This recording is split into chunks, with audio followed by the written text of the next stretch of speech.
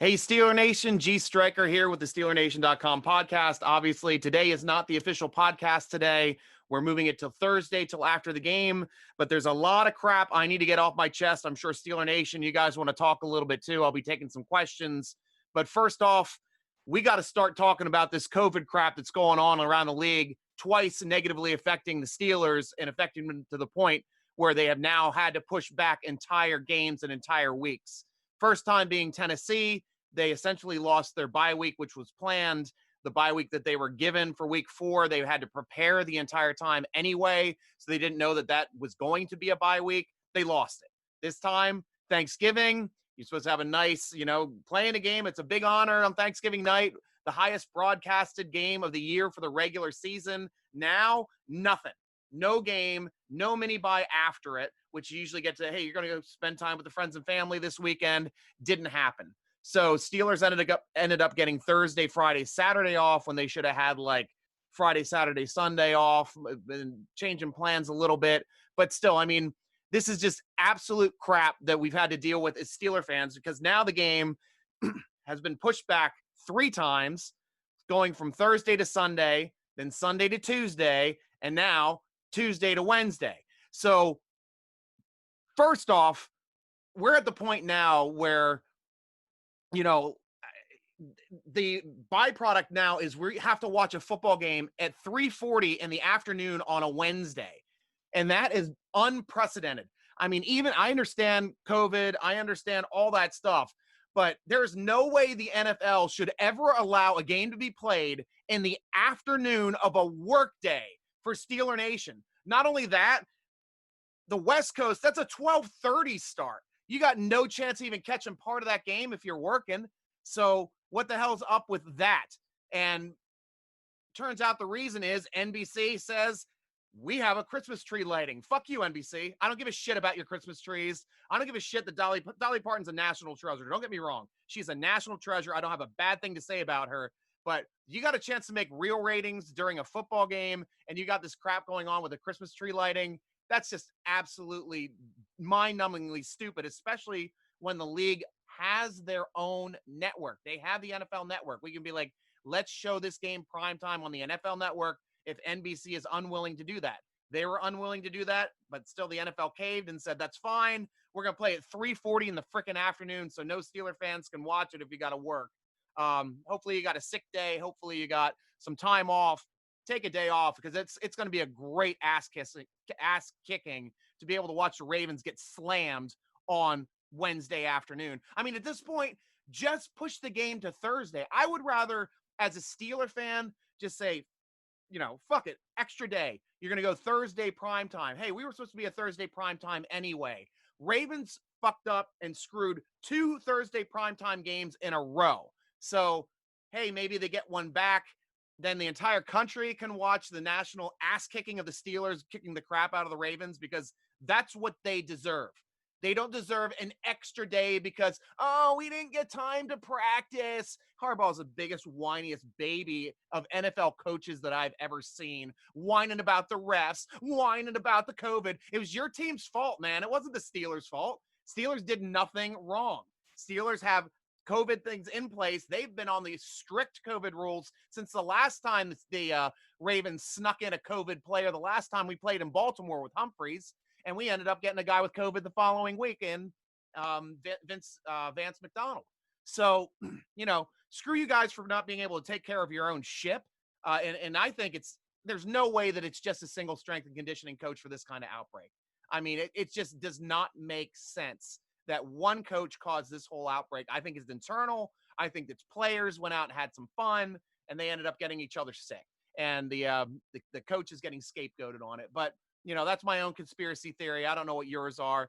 But, I mean, coming down to this, I mean,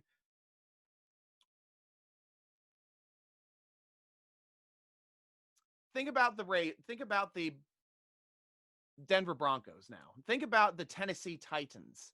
Tennessee Titans had their week off. They didn't get a chance to practice, even have one single practice or a walkthrough before they were forced to play. Part of the guidelines, you got to play.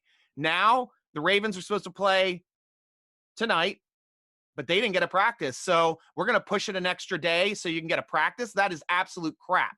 They understand that they created that mess. That's the bed they have to sleep in. And honestly, they shouldn't get a single benefit from that. The NFL's answer to the Ravens saying, "Oh, we can't play. We didn't get any walkthroughs. We didn't get any practice time." NFL goes, "You either forfeit the game or you don't play. That's it." That should have been it. And honestly, they should have been like, "You forfeit the game, and the Steelers still get paid," because Steelers have done nothing wrong. And I'm expecting that the Ravens get slammed hard, but Denver Broncos didn't get that chance. They could have pushed the game back a day, and had quarterbacks. Honestly, I would have been fine with that. But no, I mean, think about it. If it would have been Deshaun Watson, if it would have been Patrick Mahomes, one of those guys having COVID, and if you delayed the game a day, they play it. You damn bet your ass off that they'd move that Kansas City game. They'd move that Houston game. They'd move the game for Wilson in Seattle. But come on, Denver, you got hosed. You got slammed, and they forced you to play a game without a quarterback. Yeah, I mean, I understand the benefit of keeping people separated. Tomlin's on the ball and that kind of stuff.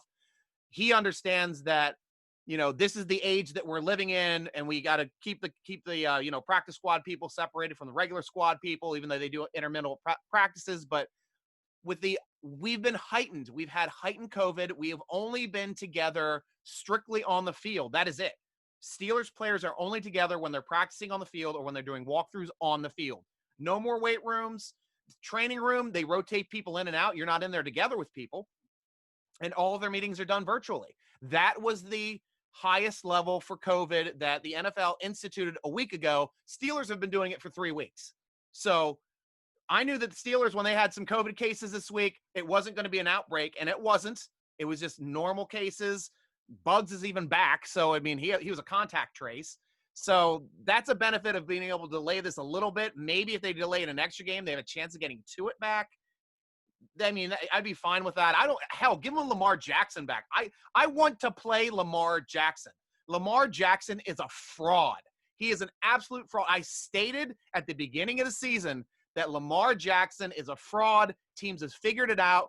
And I didn't expect the Ravens to even make the playoffs this year. And right now, they're on the precipice of not making the playoffs. We'll have to see if they figure out how to win here down the stretch when they have easy games. But if they keep getting COVID coughs, I don't see the COVID crows going much farther down the line, even with Lamar Jackson. Honestly, I think RG3 gives them a better chance to win. He is a more accurate passer. The Steelers have set the template. They showed Tennessee, all you have to do is stop the run, force him to throw. He's going to make mistakes, and he makes mistakes. Throws the ball away, throws the ball into traffic, throws the ball into coverage, pick, fumble. The guy, he's horrible, too, at maintaining ball possession. Even when he runs with the ball, he's running without here and away from his body. He's not taking care of the football. And that's why I like facing Lamar Jackson. That's who I wanted to face on Thanksgiving. I wanted us to roast those Ravens as being the sacrificial bird other than the turkey on Thanksgiving, to be able to see Lamar Jackson being exposed for the fraud that he is in this league. He cannot throw the football. He is an extremely athletic running back that happens to be able to throw the ball a little bit. But he is not a quarterback. He is not a quarterback in this league. I hope the Ravens pay him, but honestly, I don't feel he's a quarterback in this league. And then what happens? As soon as they move the Ravens game the first time, bam, we're going to be playing the Cowboys Ravens game on Monday night the following week. I mean, it happened immediately. They didn't even talk about moving the Steeler game yet at all.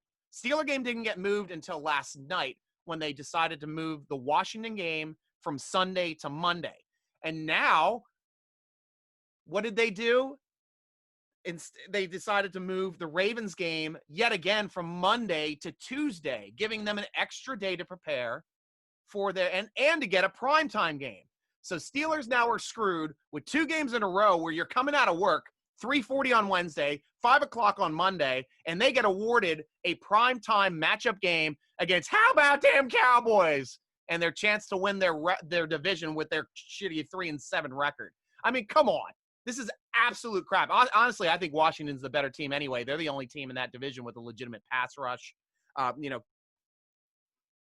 I'd say second would be the Cowboys for their pass rush, but Washington's front seven is legit. I mean, they're going to give Steelers – they're going to be a little bit of a handful for the Steelers. I honestly see them being tough on defense, not very good on offense. I don't see them putting up points, but But I mean, how do you go from moving the Ravens games twice before you even announce that the Steelers game is moved to Monday night?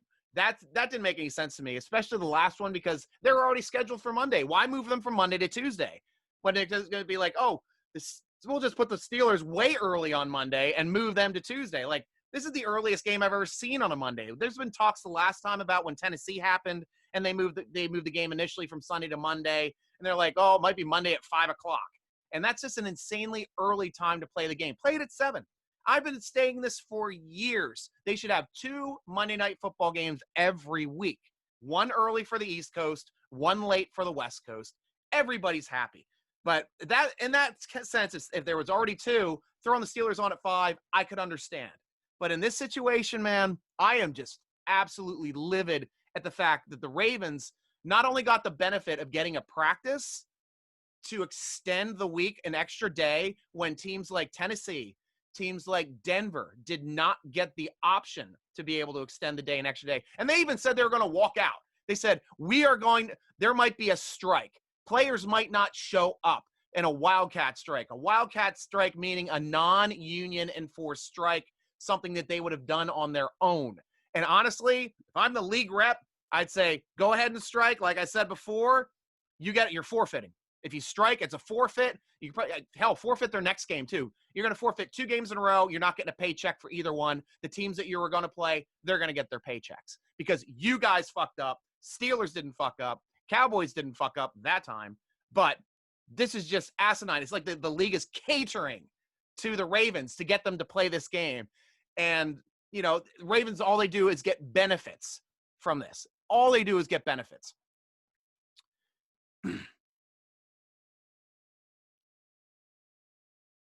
Yeah.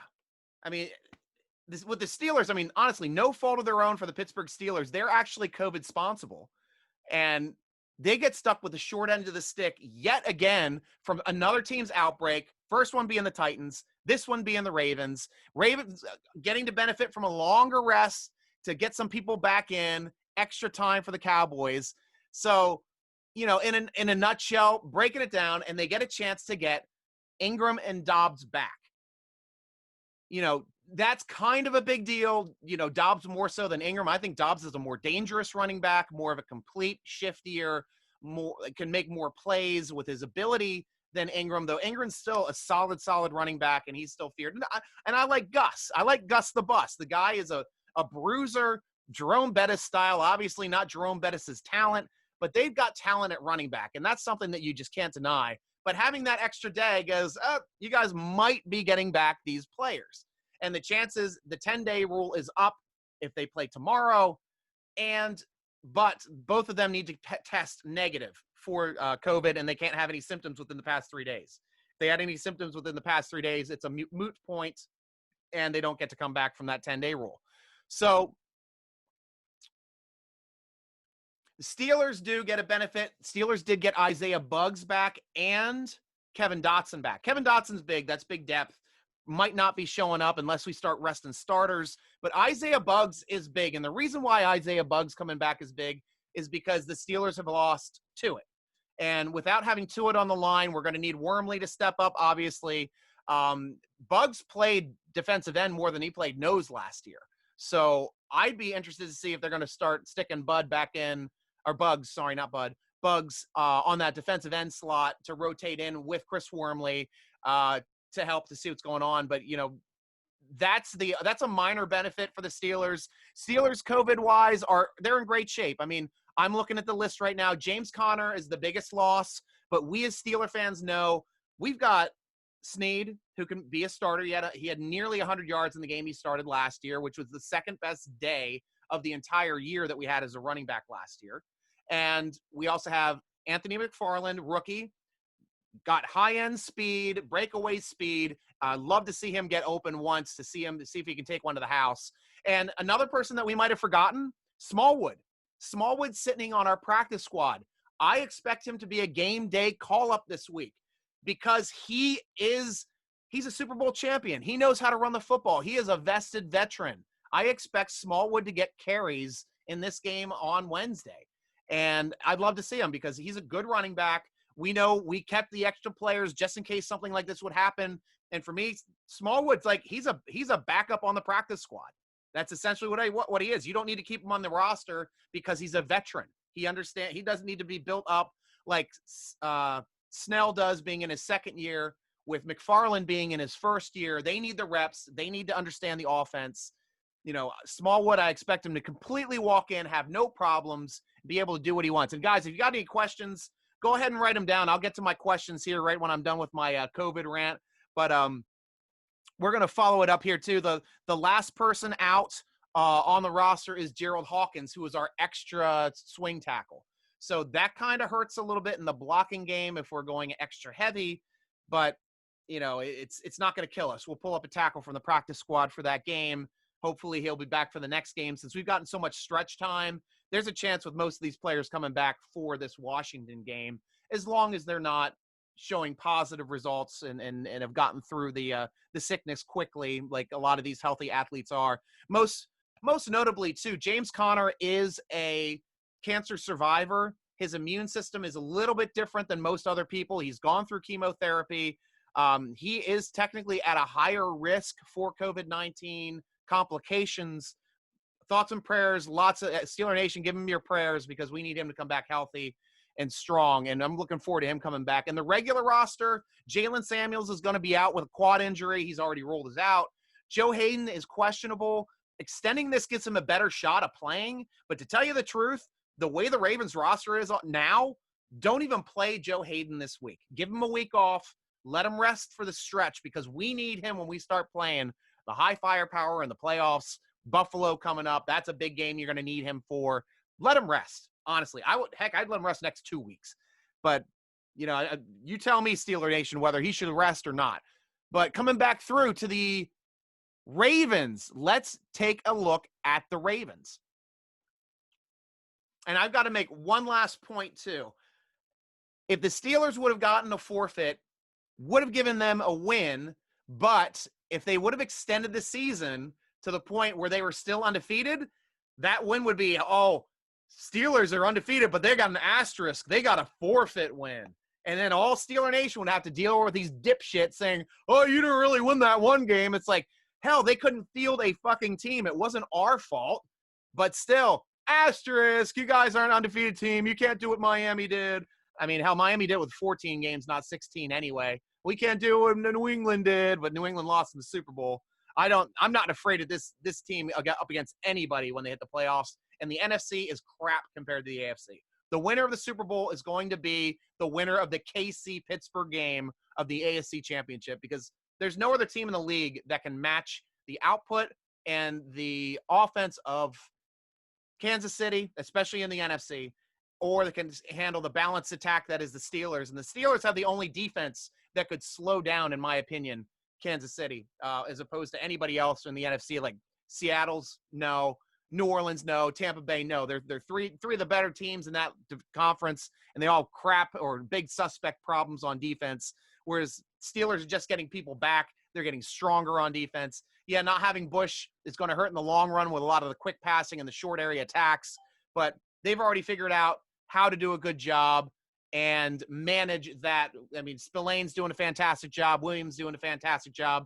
Bringing Edmonds down inside to help defend those people off the line of scrimmage now, which would have been Bush's job. Now it's Edmonds' job. He's making plays. He's getting interceptions. That's a big deal. That's a big deal for the Steelers going into the playoffs. But you can take that asterisk, shove it up your butts. Like, I just really wanted Steeler Nation to be able to enjoy watching them kill, not just beat, but absolutely just destroy the Ravens to the point where Harbaugh would cry again and won't shake your hand because he feels like he's cheated. His team's always getting the short end of the stick. I live in the Baltimore area. I have to hear this crap every game from Ravens fans. Call. It was a bad call, ref. It was a bad call. Yeah, that's all we get to hear from Ravens fans. But seriously, this is it. I am done with Harbaugh. I just wanted to see him get absolutely annihilated, shown as the classless coach that he is and that classless organization here in Baltimore. I'm done talking nice about him. Even though I live there, I'm done talking nice about him because they've showed that they won't take responsibility for this COVID outbreak. They're being whiny, cryy babies about it. We're not going to play. We don't get to practice. Screw you. Screw you. Tennessee didn't get to practice. Denver didn't get to practice. Denver didn't get the quarterbacks. You guys can cry me a river all you want. You got the better quarterback playing anyway in this game. And last point, too, about crybaby Harbaugh. He wanted this game to be postponed to Week 18 so badly because he knows his team's not going to make the playoffs unless they let in 8 teams. So if he could force that extra week with his sickly COVID crows, he'd do it. He'd do it just to make the playoffs, just so the Steelers wouldn't get a bye if they were undefeated or the 1 seed. And we'd be playing them Week 1 in the playoffs, kicking their butt again because our team, with a healthy Ben Roethlisberger, that defense just is built to destroy Lamar Jackson and that offense. Stop the run, force them to throw, munch on those turnovers, eat them up. That's what I see. Like, this is starting now. It used to be the best rivalry in football. This is starting to going to become a one-sided rivalry, and it's going to be because of the way we built our defense to stop Lamar Jackson with fast players, talented players, exceptional players, all pro-level players. And that is how you defeat talent. You have to defeat talent with talent in this league. So, I'm not sure if Harbaugh is going to be telling his team to go around and lick doorknobs for the rest of the year so they can get another forced week push so they can make the playoffs, because that's the only way they're making the playoffs, honestly. I don't see them making the playoffs unless they expand to 8 teams. 7, there's just too many good teams in the AFC in that tier. They can win out, but Cleveland, with their running defense and their front 7, they're going to give them trouble too. So it's not a gimme anymore, especially if they're going to have more people on COVID because they can't keep their house in order. I can really see this happening. So let's break down the Ravens roster. These are the people that are currently out for COVID-19 reserve list. On offense, quarterback, Lamar Jackson, starter. Running backs, Mark Ingram, who's supposedly the starter. Running back, J.K. Dobbins, who I feel should be the starter. Fullback, Patrick Ricard, who is their starter. Tight end, Mark Andrews, their only tight end on their roster. Starter, he's out. Willie Snead, starter on wide receiver, opposite of Marquise Brown, and he's the one that gives us fits from the wide receiver position, not Brown. Snead's out. He's done. He's not start. He's not going to be playing this game. DJ Fluker, their starting right tackle, out. Will Holden, he's a backup. He's not playing. Now, here's an interesting spot. Both centers, their starter, Makari, their backup, Skura. Both of them. Makari's the starter. He's out. Skura, he's out. And I'll get back to this once I make my point, because I think this is going to be the biggest point in the game. Defense, Brandon Williams, we knew he is out for being defensive tackle. Backups, Washington and Matabuke are also out. Calais Campbell, starting defensive end, is out. Jihad Ward, backup on defensive end, is out. Linebackers, Matthew Judon, their only real threat. I mean, they went out and they got the other guy from from the Vikings, and he has only had 1 sack since he's been over with the Ravens. He had 6 before he came to the Ravens. He had 1 sack since he's been with the Ravens. That's like 4 weeks now. So, really, Judon was their only threat to rush the passer. Without Judon, Ben's going to have all day. It's going to be great. McPhee's a backup. He's out. Ferguson's a backup at linebacker. He's out as well. And then they have 3 backups at cornerback: Tavon Young, Khalil Dorsey, Terrell Bonds. They're all out. And then they're missing a prime member on their special teams. They're missing their starting long snapper, Morgan Cox. He's out. So now that means both of their starting centers and their starting long snapper, which is all of the players that have taken all of the snaps, both in preseason, regular season, practice, all year, none of those guys are playing. And that, to me, is the biggest difference. This is why the game right now is listed as a 10-point game. I honestly put the money, if you got money to put down, put it down. Steelers are going to cover 10. Steelers are going to cover 20. Because if you got 3 guys that are your only snappers are not playing that football game, you're going to have a lot of balls hitting the ground. You might have, problems with the punting game. You might have problems now with their usually automatic field goal kicker. If they're going to get a good snap back and a good hold, man, he's going to be pissed. Because honestly, Justin Tucker is in my opinion, the greatest kicker to ever play in the NFL. And it's just the strength of his leg with the accuracy of his leg. He kicks over 50 yards the way all other kickers are kicking in 40 to 45. He does that 50 to 55. That looks like his 40 to 45 when you've got an automatic kicker. He is unreal to watch. But he's going to have problems if that long snapper can't get the ball back. And now you work in a quarterback that hasn't been taking the snaps all game. That quarterback center exchange, which is supposed to be a big deal, is going to have a lot of problems coming up in this game. And that is your chance to make some money here. Bet on the Steelers to cover because they're going to cover. They're going to cover because they don't have a center. They've got a guy coming off the practice squad who's a rookie, undrafted, rookie free agent. You're going to have Alualu lining up right over this guy's head. You're going to have Hayward and Tuitt running stunts at this kid. I mean, he's not even going to know what the snap count is just because he's not going to know.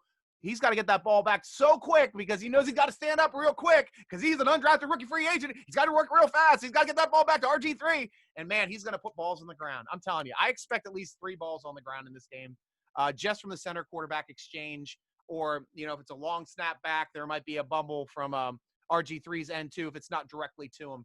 Because this is a complete – this is the wild card. This is the problem that is going to happen for the Ravens. It's going to be to the Steelers' benefit. Fortunately, they're going to get this game off because the Ravens don't deserve – not only don't deserve to win this game, they don't deserve to even be close in this game. This should be the Steelers just putting their foot on the throat of the Ravens, saying, you didn't do what you were supposed to do. We're not going to take it easy on you. We got our color rushes on. We're being forced to play an afternoon game now without fans. So we're going to put on a show that the entire league can't ignore, even though the league is trying to, we'll just shove this game down to 3:40 on Wednesday. That way nobody sees it because it's going to be a bad game.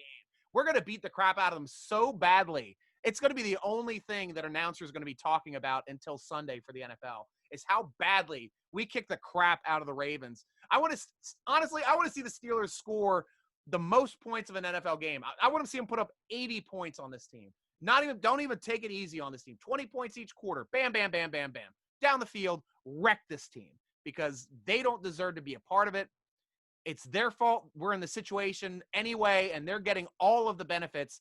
They got to get slammed. They have to get slammed on draft capital. Honestly, they build their drafts so they get comp picks every year. Steelers kind of do the same thing, but the Ravens are better at it.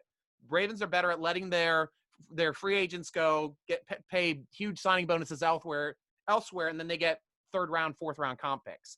So that's the way they build. If I was the NFL, I'd be like, Ravens, you lose all your comp picks this year. That's worse than taking away a pick for the Ravens. That is absolutely worse than taking away a draft pick. Say, you don't get a comp pick this year because they're built for it. They'd have 3 or 4 comp picks. One of them would be high every year. It happens every year for that team. That's how you screw the Ravens. That's how you tell them we're not messing around.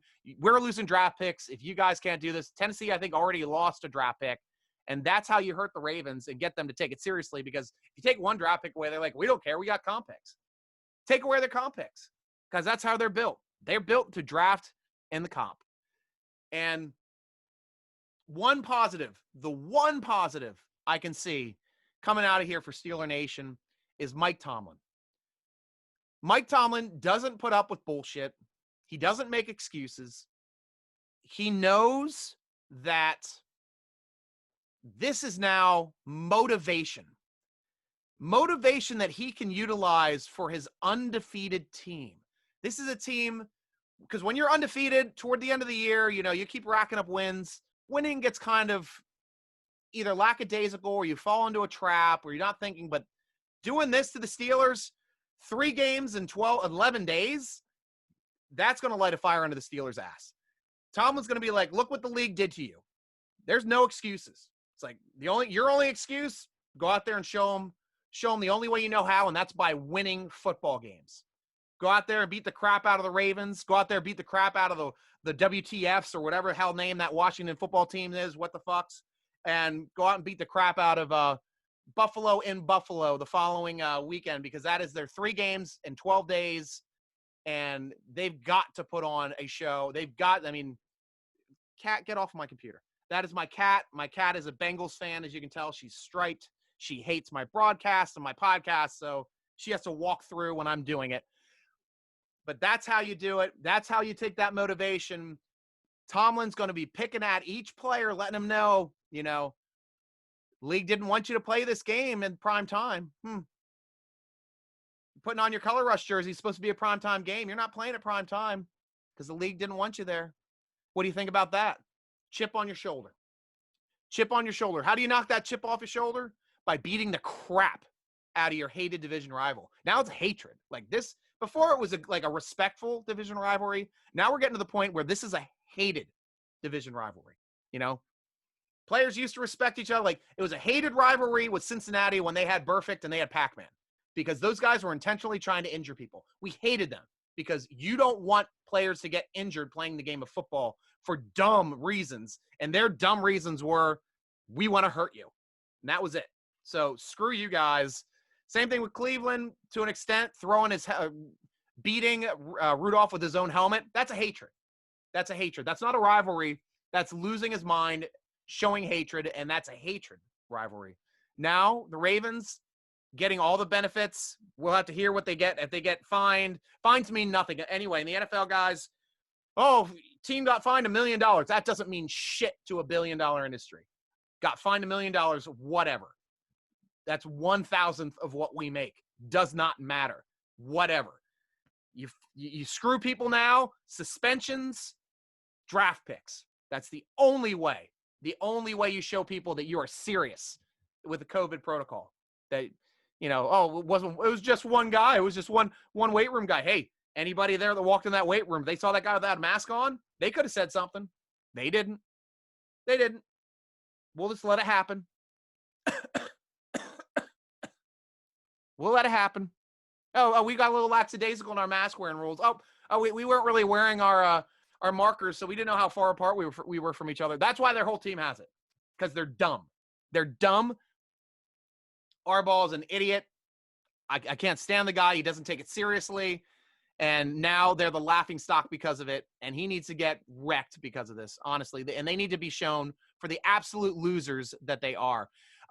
One thing I just need to point out, even though this isn't the official podcast, guys, today we are still giving away a free Steven Nelson jersey. Go to @TotalSportsENT on Twitter, Total Sports Enterprises @TotalSportsENT. All you have to do is retweet it.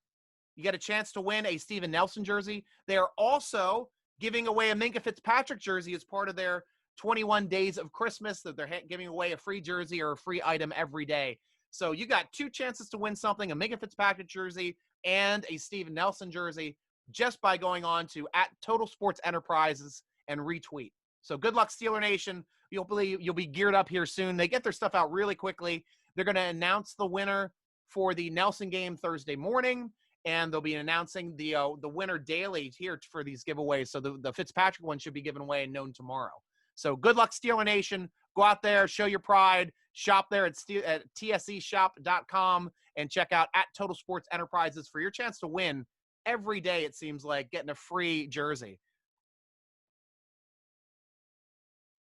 And that's it, guys. At least for my rant, I am open to taking questions. I am now going to check Twitter and Facebook and our own website over here at Steeler Nation. I'm going to start off with Steeler Nation because I know they've got some stuff up here, which I see.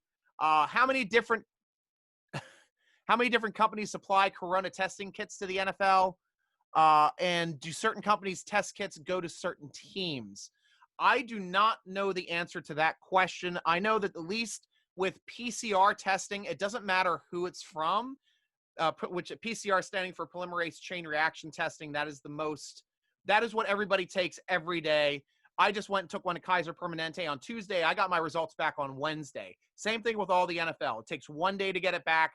That's how we know these things are getting back in time. So it doesn't matter really who the company is. It matters the type of test, because the PCR test is the most accurate test to know if you have COVID. It's also why they delay the letting you know if it's a positive test and who it is for 24 hours, because they give that person a second test to make sure it's not a false positive. False positives occur rarely with the PCR test. With those quick tests that you can get with the swab and you wait like 10 minutes to an hour, those things are not nearly as accurate. Those things you can get false positives, false negatives all the time. So if you want to get a real COVID test, go get a PCR test and do it the right way. Hopefully you're part of Kaiser Permanente, because they did an excellent job. Both my wife got one a couple weeks ago. She got her results back in literally like 12 hours. She at 4:30 in the morning, they shot her thing across her phone, and she's like, "You don't have COVID." So that's, they do a great job. I'm not sure who your care providers are, but like I said, Steel Dino, doesn't matter who is supplying the test. It's all the same test. It's a polymerase chain reaction. It utilizes the same um, uh, um, pieces as anyone else. The only thing they do is companies are providing them. They're just shipping it. Maybe something can happen in shipping. That problem that happened earlier in the year, it happened with that one location that was doing the testing in New Jersey. They had a corruption, and that happens sometimes where a sampling site can be corrupted for the way that they keep that area. I've worked in labs before. I mean, it's rare, but it does happen. And that's been the only time it's happened in the league. And they show that everything from that test, when they retested everybody, they were fine. So, it's not as much as who does the test. It's what type of test. Make sure it's a PCR test. And all these tests for the COVID-19 COVID reserve protocol are PCR positives or PCR close contacts. Mighty Guru just shouting out, let all these jagoffs have it with both barrels. I'm 100% with you, bro. Hoot's asking me about my hangover. It's doing great today. I always water up in the morning. I drink 1 to 2 liters of water every morning before I even eat food. That's what I do. It gets me back into shape and ready to drink the next night. It's my reset. I can't do coffee. I'm not a coffee guy. I've got enough energy. You put me on caffeine, I'm just insane.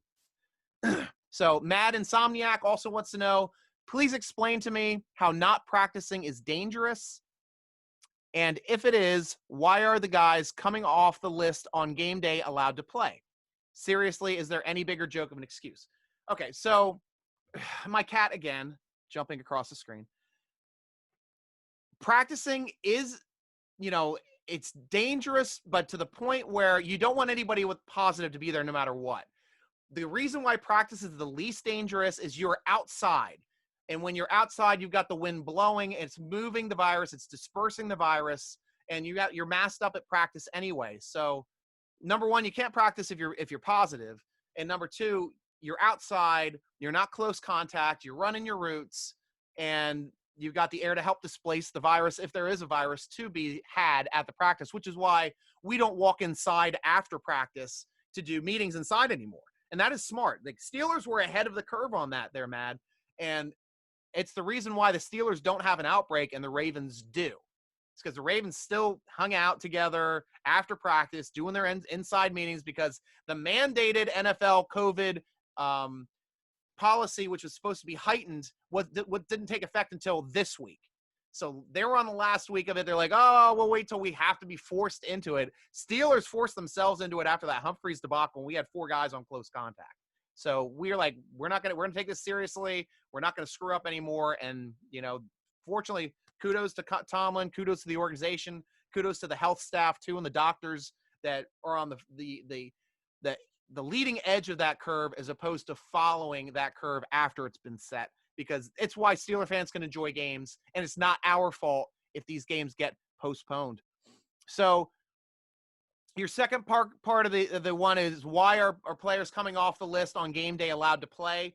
Game day follows the rules of the 10-day protocol. And I know, at least with we're talking about with Ingram and with Dobbins, they have to be sitting on that list for 10 days. When they're off the list, they cannot be positive. If they're still positive on that 10th day, they can't play. Or if they had any symptoms within the past 3 days, they can't play. So it's still not for certain yet that Ingram and J.K. Dobbins will play in this game. But if they do, it's because, A, they don't have COVID. They didn't test positive here the day before, which is big because you have to come off the list. You have to test negative, and they hadn't had any symptoms within the past 3 days, which means they've already worked through their system, and it went through quickly, which does happen as well, especially for athletes that are in excellent shape that take care of their bodies. They have a much better chance of getting through those types of things. So I'm going to check over here too on Facebook to see if there's any last questions. Twitter, if you got any questions, you can go ahead and throw it up.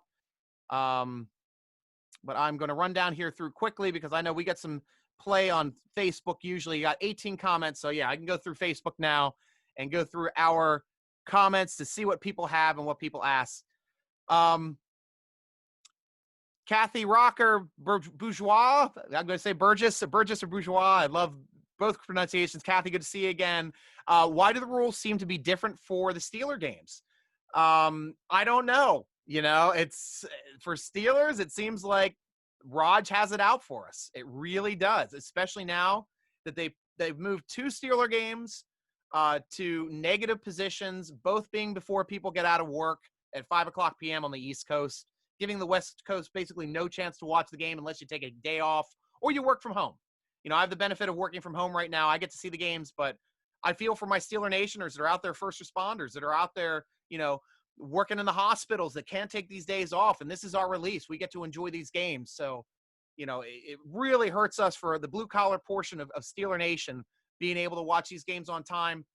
I would love for them to just do the right thing and show these as primetime games. There should be no weekday games that isn't primetime. There's just no excuse for this. None. And then moving the Ravens game from Monday to Tuesday, giving him a primetime slot and forcing the Steelers to play Monday at 5:00.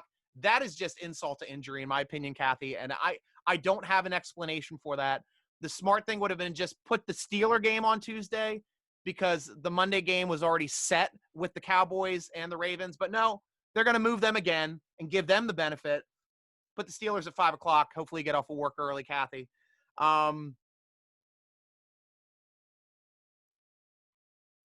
Kathy also asks, the Saints were able to play a team that had 3 quarterbacks out with COVID. And I mentioned that earlier in the show. You probably heard it.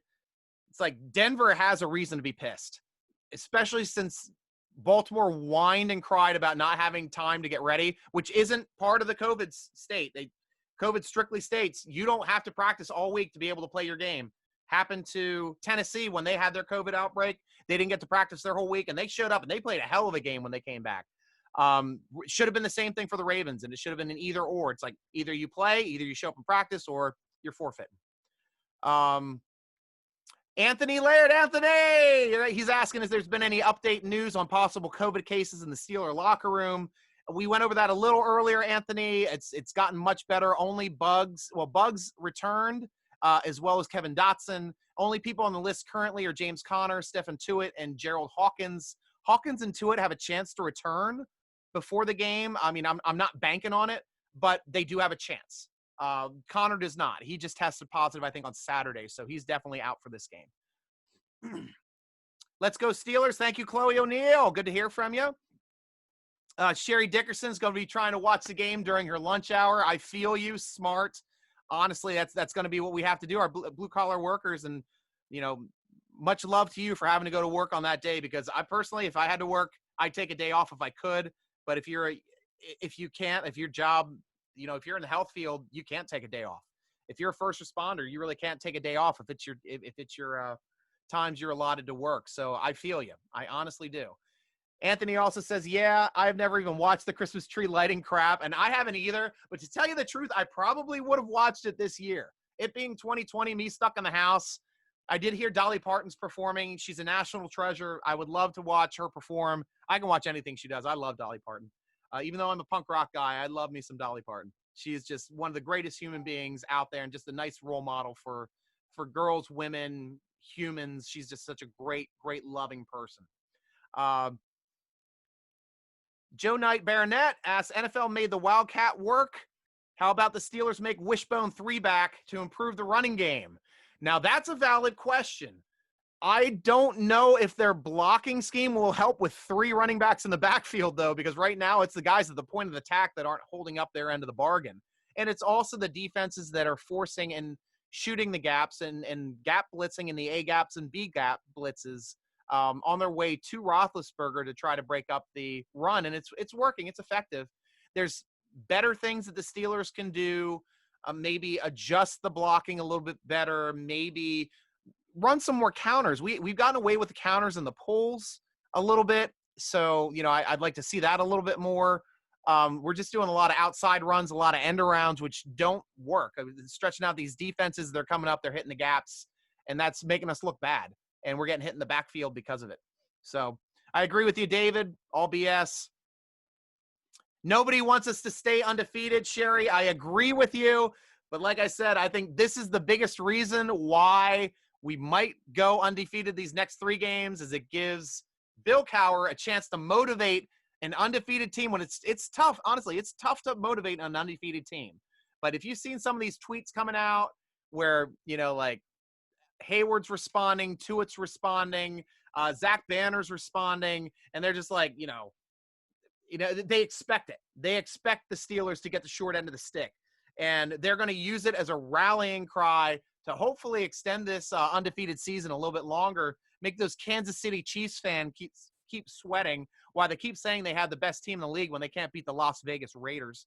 So, that's on them. And they almost lost to them a second time. Heck, they almost lost to Tampa Bay when Brady's throwing interceptions after interceptions, and they still almost have a chance to win that game at the end, which is just sickening. Like, Kansas City is a great offense.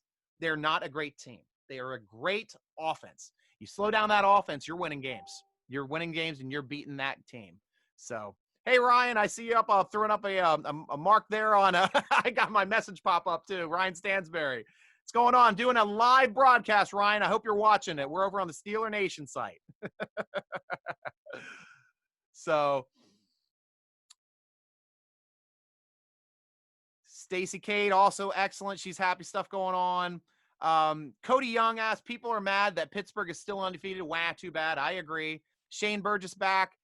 Do you think it's to help the Ravens or hurt the Steelers as they tried to do this against the Titans? And to me, I just can't explain how the Ravens, the league seems to be giving the Ravens more benefits than they've done for any other team. The Titans, they gave 0 benefits, and they also docked the Titans a draft pick. We'll see what the punishment's going to be.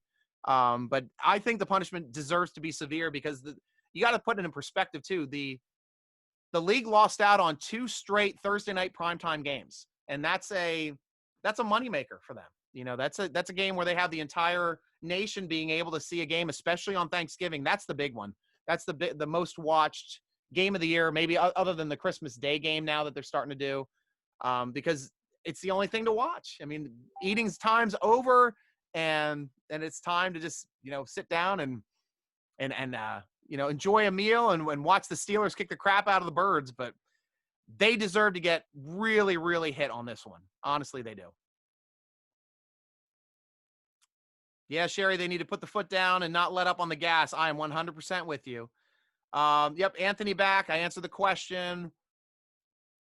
And I will go with C with Connor being out as an opportunity for one of the backup running backs to make a jump at the number 1 spot.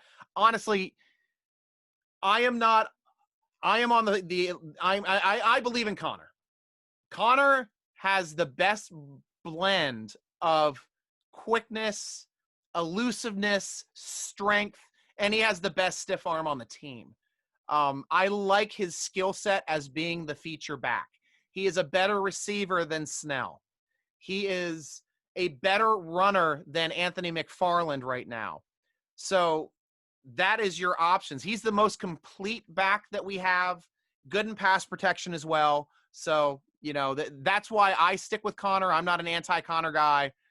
I want to see Connor, continue to get some help with the blocking.